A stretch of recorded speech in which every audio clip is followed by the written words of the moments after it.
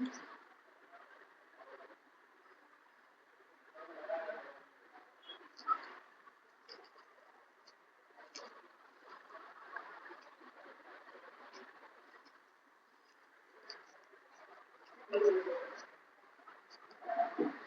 मैं राहुल दुबे स्वागत करता हूँ आज आपके इस बेहतरीन से YouTube channel B biology classes पर। जैसा कि आपको पता है, इसमें हम बायोलॉजी की स्टडी कर रहे हैं।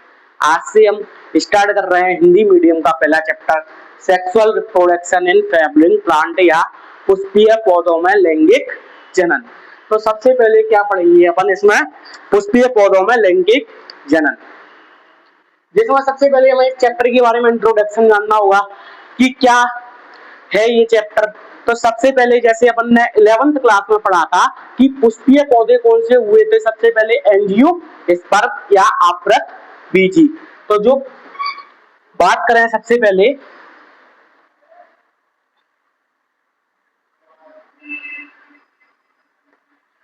पुष्पीय, एक चैप्टर का इंट्रोडक्शन में देखेंगे अपन कि चैप्टर का नाम क्या है, पुष्पीय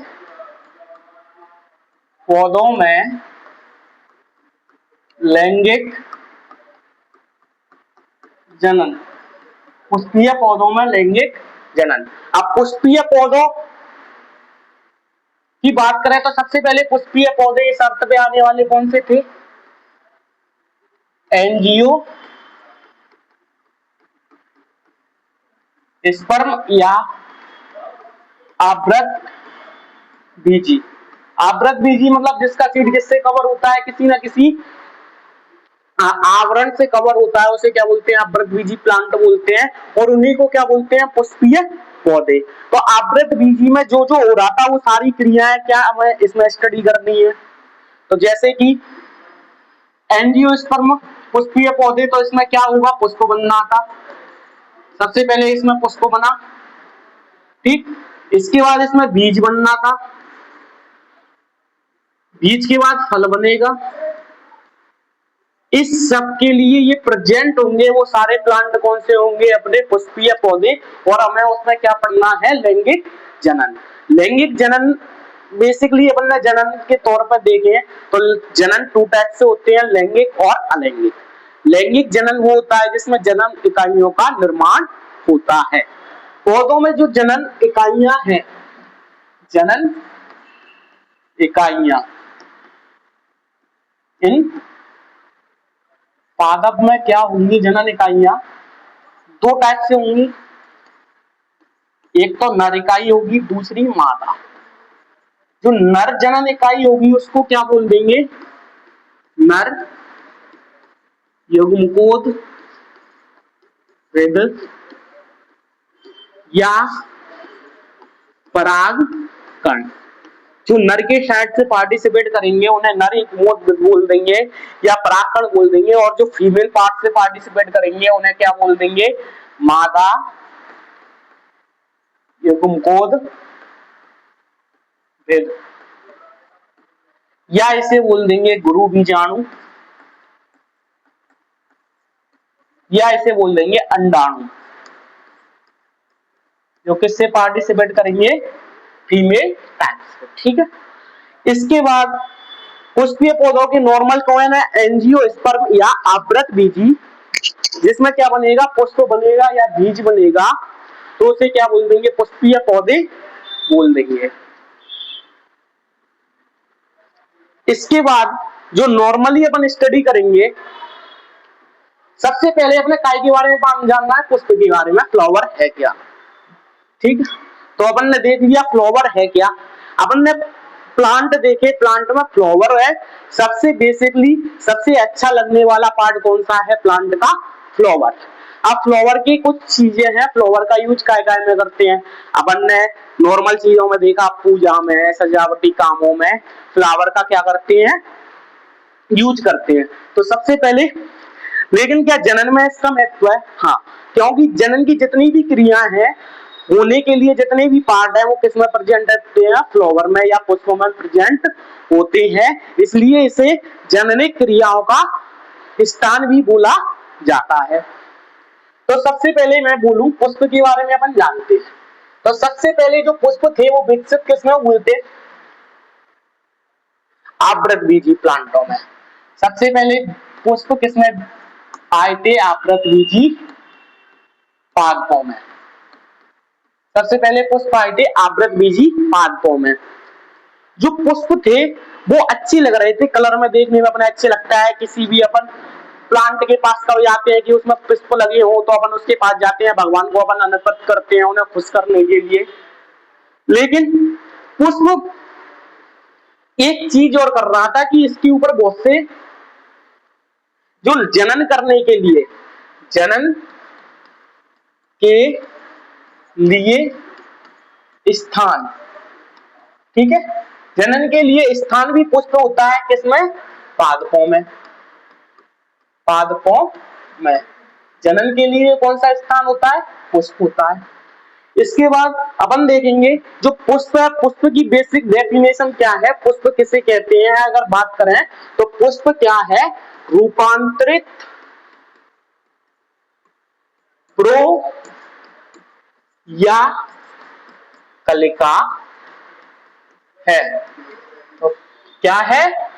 flower is a modified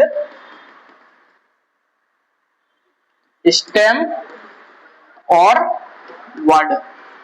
modified stem है और बड है क्या? अपना फ्लावर। कैसे? अपन ने प्लांट में जो अपन ने देखा, ये है प्लांट मान लो मेरा, ठीक है, ये ब्रांच लगी है उसकी, ठीक है, यहां पे लगा होगा तो शीर्षस्थ हो गया, शीर्ष वाला भाग, या पत्तियों के बीच में फ्लावर प्रेजेंट होगा तो ये क्या हो गया? कक्षस्थ। कक्षस्थ या शीर्षस्थ। बना किससे है ये? बना किससे है? प्रो। प्रो यानी आगे का भाग, और कलिका यानी उसके जो बीच में कलिका होती है वो रूपांतरित हो जाती है किसमें? पुष्प में। ऐसा एंजियोस्पर्म में होता है। और ये किसके लिए स्थान है? जनन के लिए स्थान है। अब ये स्टैंड का कक्षस्थ कलिका और शीर्षस्थ कलिका में तो ये प्रेजेंट कहां होता है? ये है पत्तियों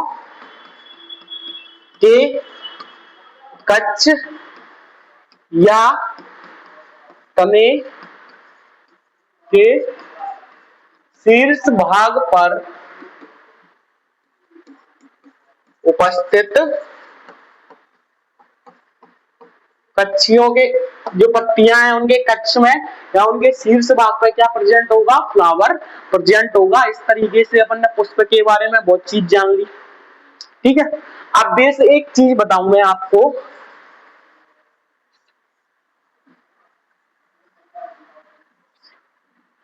जो सबसे छोटा पुष्प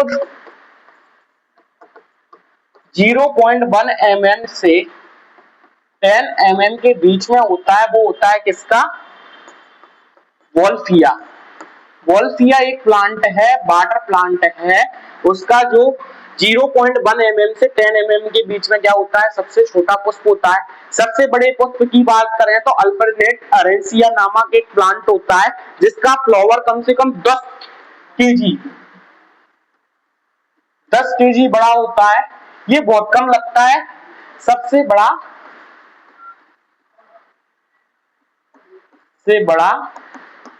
फ्लावर अल्फ्रेंसिया अरेल्डी, सिया अरेल्डी, सबसे बड़ा फ्लावर, ठीक है, अल्फ्रेंसिया अरेल्डी होता है जो बहुत कई 2 साल 3 साल में लगता है। अपन ने बात करी कि जनन के लिए स्थान कौन प्रोवाइड कराता है? पुष्प। और ये क्या है? रूपांतरित प्रो या कलिका है। प्रो कैसे है? बाहर आगे के भाग से शीर्षस्थ भाग से बनना है तो प्रो है। कलिका क्यों है? क्योंकि ये कलिका का रूपांतरण है। तो ये प्रो, रूपांतरित प्रो या कलिका को ही क्या कहते हैं? पुष्प कहते हैं। और पुष्प जननिक क्रियाओं के लिए स्थान होता है। अगर बेसिकली अपना पुष्प देखा होगा आपने तो वो कुछ इस तरीके का दिखता है, उसमें कुछ पार्ट होते हैं। जैसे ये पुष्प की एक संरचना दी गई है अपनी स्टडी में, बहुत सरल सी पुष्प की संरचना बताई गई है। सबसे पहले होता है इसका पुष्प ग्रंथ। जो पुष्पवृंत है,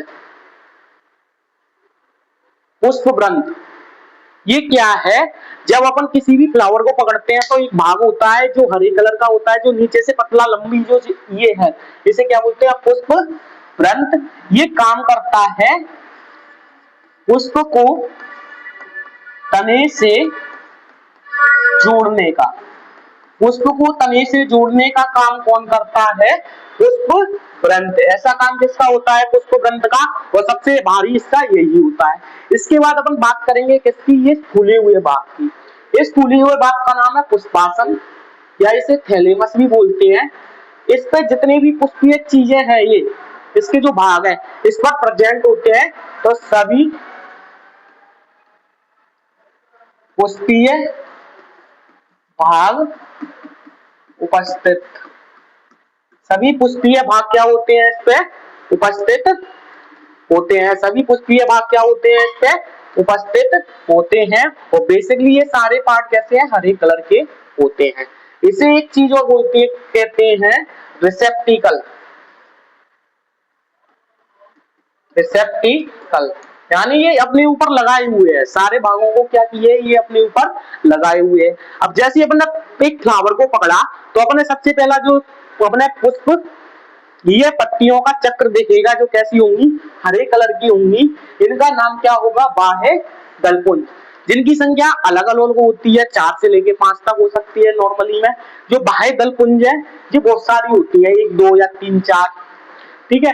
बाह्य दलपुंज 1 2 4 5 बहुत सारी होती है। यदि ये एक है, एक का नाम होगा बाह्य दल। एक का नाम क्या होगा? बाह्य दल। जिसे सीपल भी बोलते हैं। जिसे क्या बोलते हैं अपन? सीपल। एक पत्ती, एक पत्ती को या सदस्य को क्या बोल देंगे? सीपल। ये हरे कलर की होती है तो प्रकाश संश्लेषण में सहायता करती है।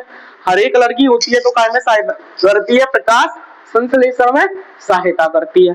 अब ये इसका दूसरा है। अपन चक्र के बारे में बात करेंगे कि पुष्प में कितने चक्र होते हैं? पुष्प में 4 चक्र होते हैं बेसिकली। इस पर ही बात कर लेते हैं।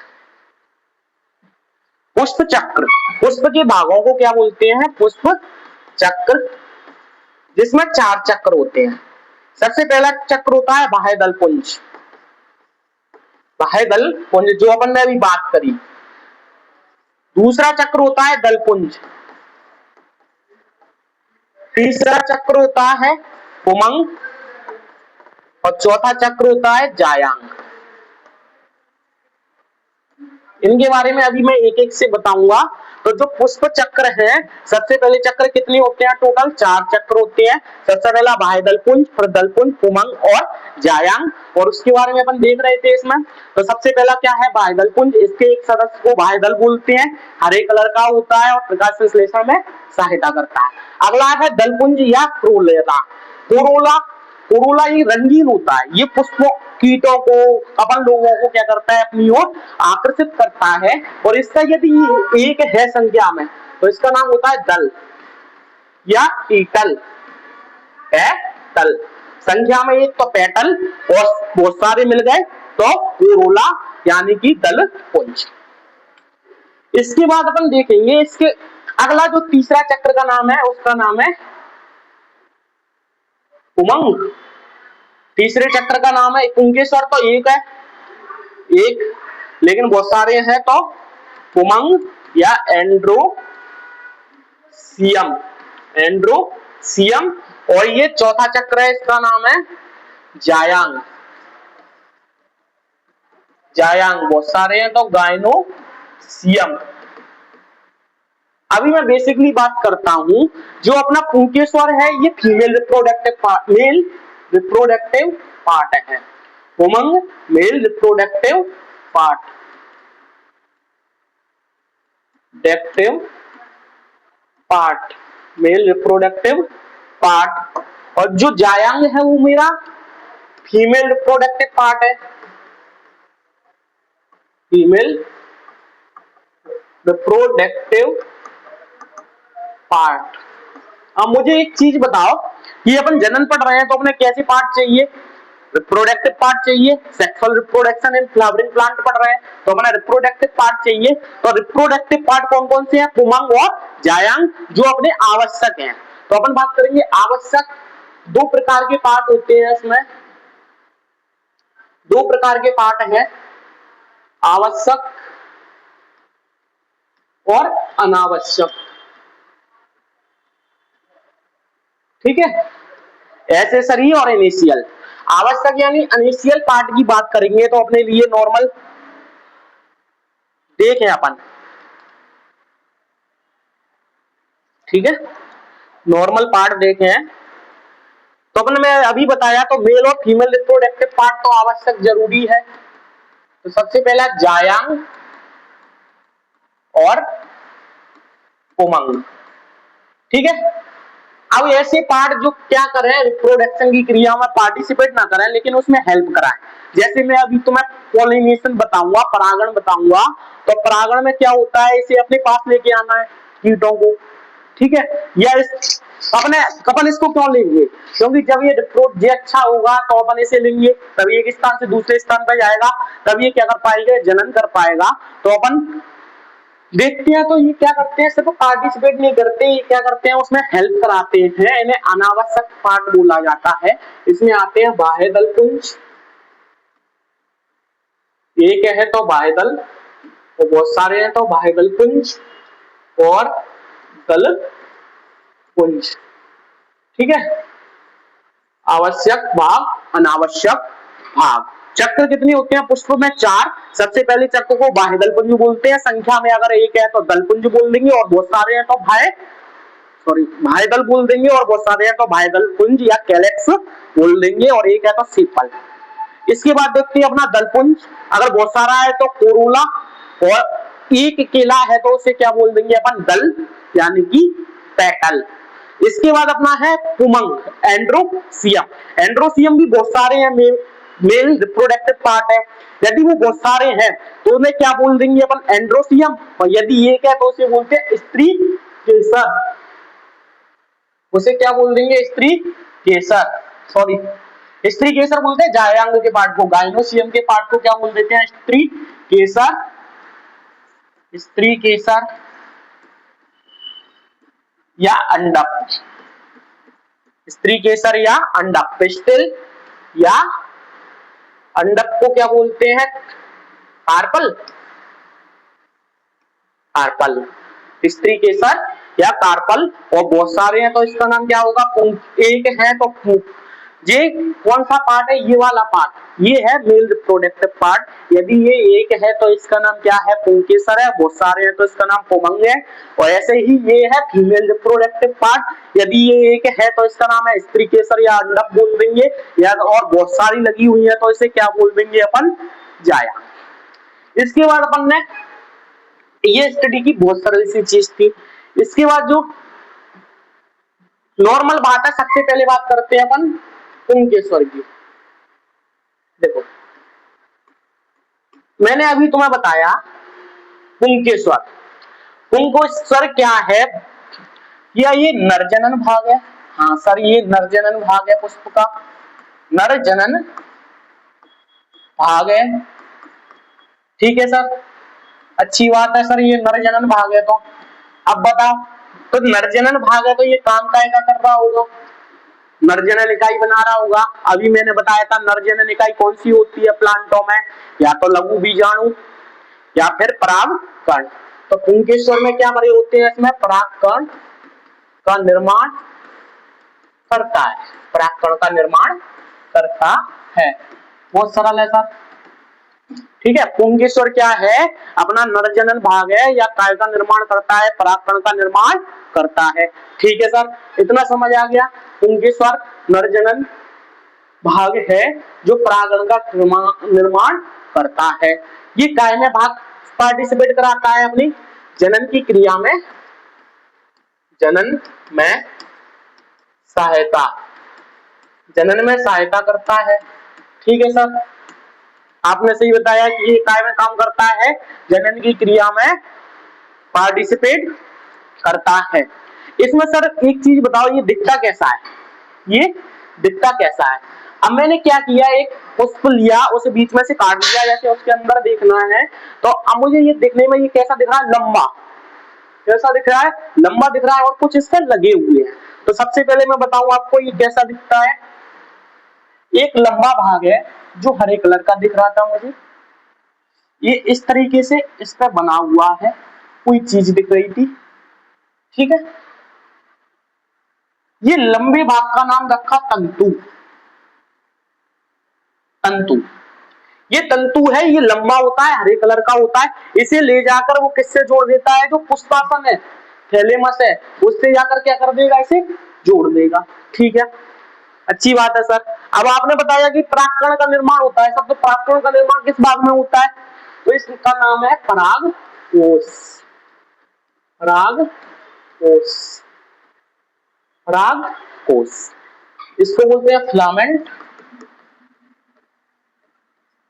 इसको बोलते हैं एंथर।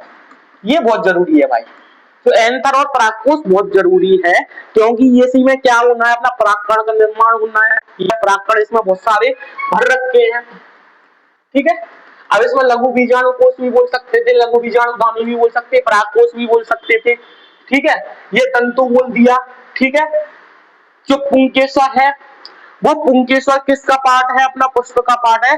ये कौन सा चक्र है, तृतीय नंबर का चक्र, तीसरे नंबर का चक्र था, ठीक है। उमंग उसका एक भाग है पुंकेश्वर, जो काय का निर्माण करता है, नरजनन इकाई का निर्माण करता है, इसलिए इसे नरजनन भाग भी कहते हैं। अब बात करो सर परागकोश क्या है, परागकोश क्या है, ये पुंकेश्वर का भाग है, ये ऊपरी भाग है किसका मेरे भाई, पुंकेश्वर का। ये पुंकेश्वर का क्या है, ऊपरी भाग है, जिसमें क्या भरे हैं, भरा हुआ है पराग कणों से। ये किससे भरा पड़ा है, पराग कणों से भरा है। ये किससे भरा है,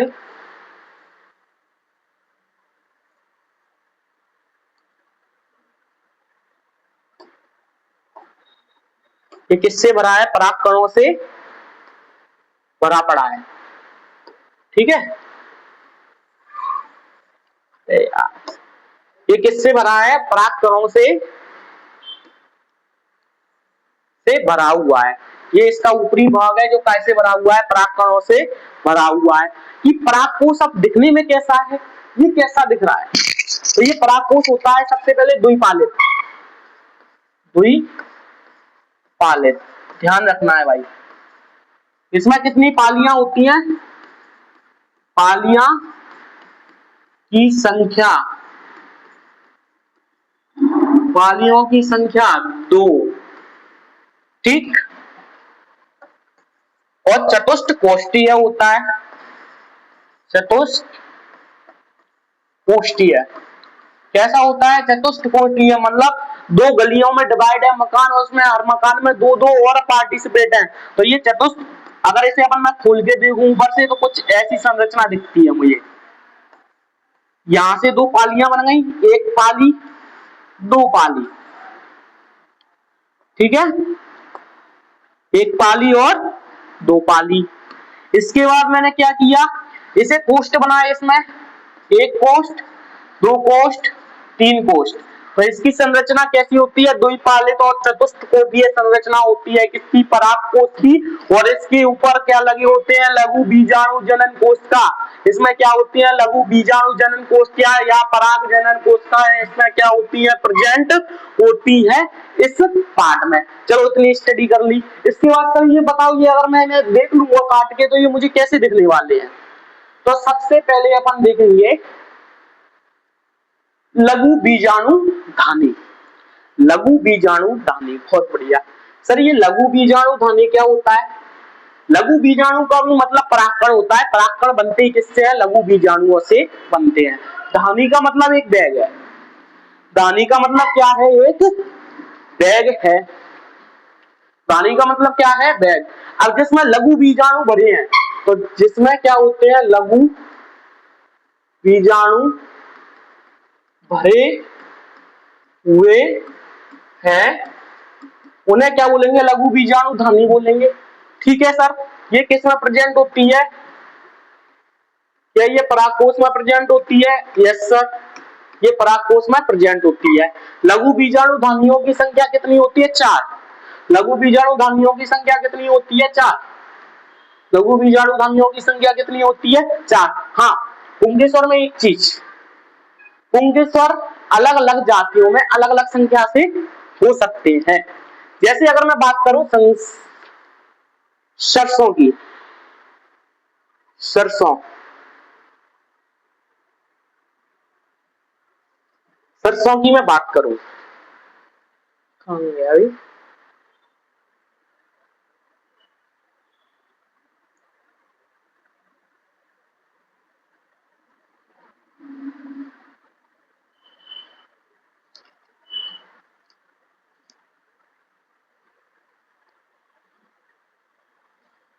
अगर मैं सरसों की बात करूं, जो सरसों में होती है पुंकेश्वर की संख्या, संख्या पुंकेश्वर की संख्या सरसों में कितनी होती है? सरसों में होती है 4, सॉरी सरसों में होती है 5, तुलसी में 4, और जो गुड़हल में है उसमें कोई गिनती नहीं है, गुड़हल में अनिश्चित, अनिश्चित। और तुम नॉर्मली गुड़हल के प्लांट से देख सकते हो कि उसका जो लंबा निकला हुआ भाग है पीला पीला दिखता है, वो क्या है? अपना अंडा, सॉरी अंडा से बीजांड, और जो अपना वो उसको बहुत सारे लगी है वो स्टामेन उमंग वाला भाग है। हरी कलर की पत्तियां बाह्य दलपुंज और लाल कलर की पत्तियां क्या है? अपनी दलपुंज है। ठीक है, इसके बाद नेक्स्ट अपन बात कर रहे थे इसमें, अब ये क्या है, मेरी एक परागकोश को मैंने ऊपर से काट दिया और उसको ले जाके इस तरीके से स्टडी कर रहा हूं, इसे मैं काट दूं तो मैं इसकी स्टडी कर रहा हूं, तो उसमें मुझे इतने वाला भाग दिख रहा है। ठीक है, तो ये अंदर से कैसा दिखता है, इसकी संरचना क्या है? तो इसकी सबसे बाहरी, जो सबसे बाहरी सतह है इसका नाम है बाह्य त्वचा।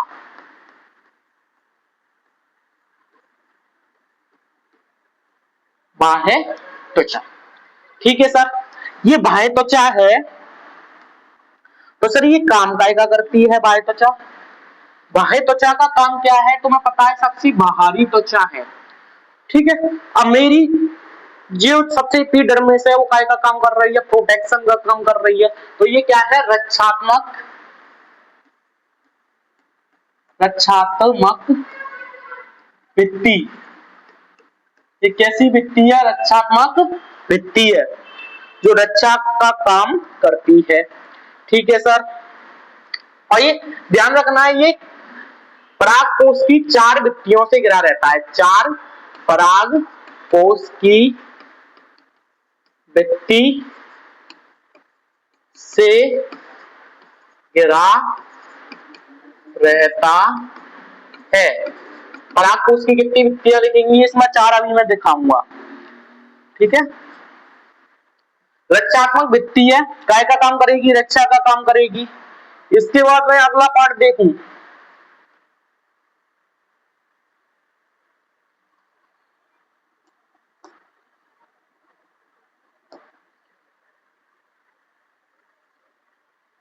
ठीक है, बाह्य त्वचा।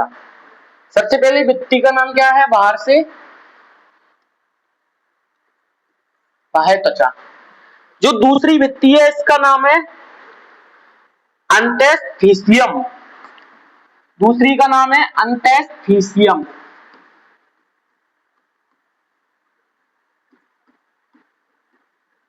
अंतस्थीसियम थोड़ा सा बड़ा करना है। अंतस्थीसियम ये अल्फा सेलुलोज की बनी होती है, रोज की बनी।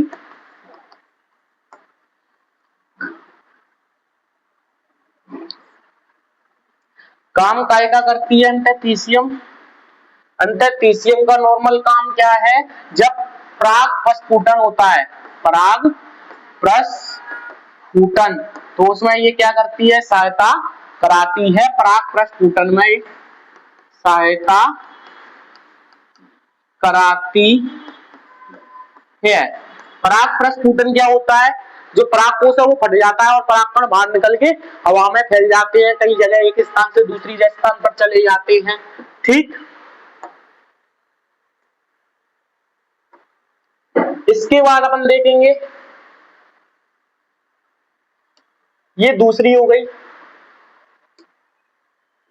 इसकी संख्या कौन सी हो गई, दूसरी हो गई।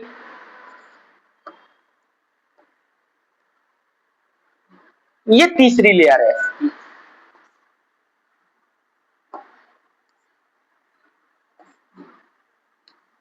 तीसरी लेयर का नाम है मध्य परत।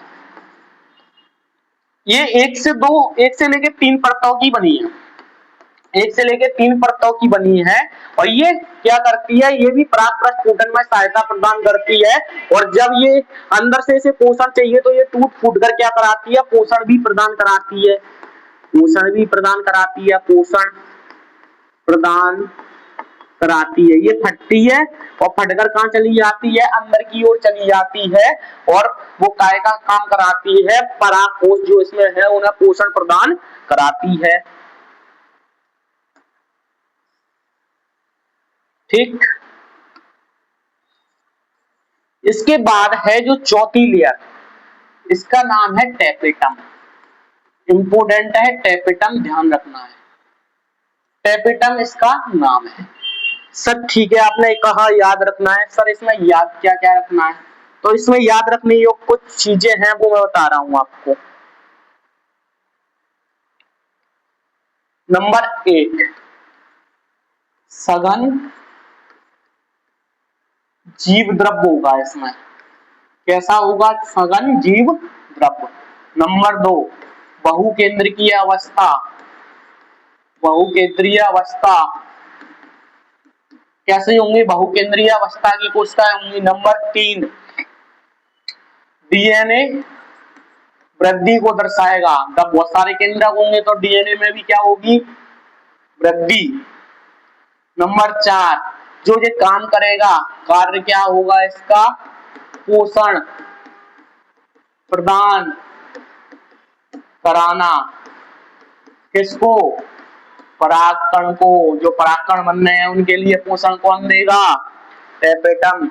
ठीक है, तो 4 परतें हैं। सबसे पहली बाह्य त्वचा जो रक्षात्मक भित्ति का कार्य करती है, दूसरी परत का नाम है अंतस्थियम जो अल्फा सेलुलोज की बनी होती है, जो पराग प्रस्फुटन में सहायता प्रदान करती है।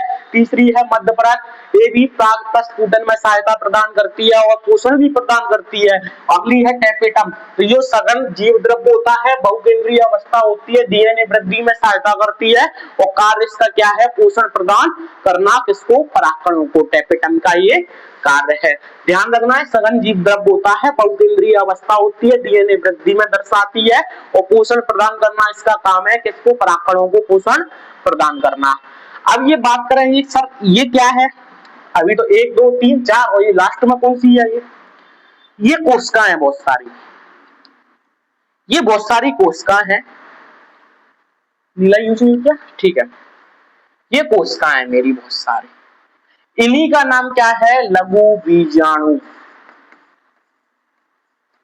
जनन कोशिका, लघु बीजाणु जनन कोशिका या पराग मात्र ऊतक। जो ऊतक हैं ये ही निर्माण करेंगे किसका, किसका निर्माण करेंगे, ये लघु बीजाणु या पराग कणों का कौन निर्माण करेगा, ये लघु बीजाणु जनन ऊतक। इसके बाद अगर मैं नॉर्मली से आपको बताऊं, टेपेटम को एक बेसिकली 2 टाइप का टेपेटम देखा,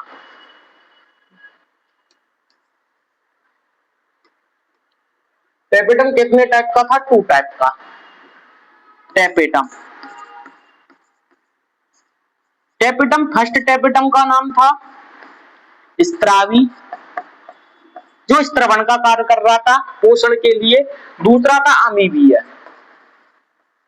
ये भी पोषण देता है, टूट फूट कर इसे पोषण प्रदान करता है। स्त्रावी मतलब ये स्त्रवण, प्रोटीन स्त्रवण का काम करता है। टेपेटम भी 2 टाइप से होते हैं, ठीक, इसके बाद जो मैं अगला देखूंगा बहुत सिंपल सा है। अच्छा ये परागकण कैसे है, परागकण होते क्या,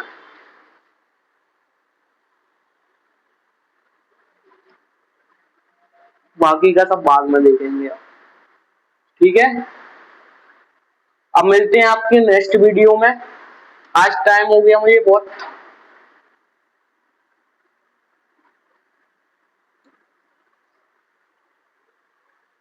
ज्यादा टाइम हो गया आज, इसलिए मैं आपको नेक्स्ट वीडियो में और ज्यादा अच्छे से इस चैप्टर को एक्सप्लेन कर दूंगा, और इसमें जो आगे चीजें हैं, कैसे परागकण बनेंगे, कैसे परागकण बने थे, या परागकण का काम क्या है, आगे आगे परागकण कैसे बनेंगे।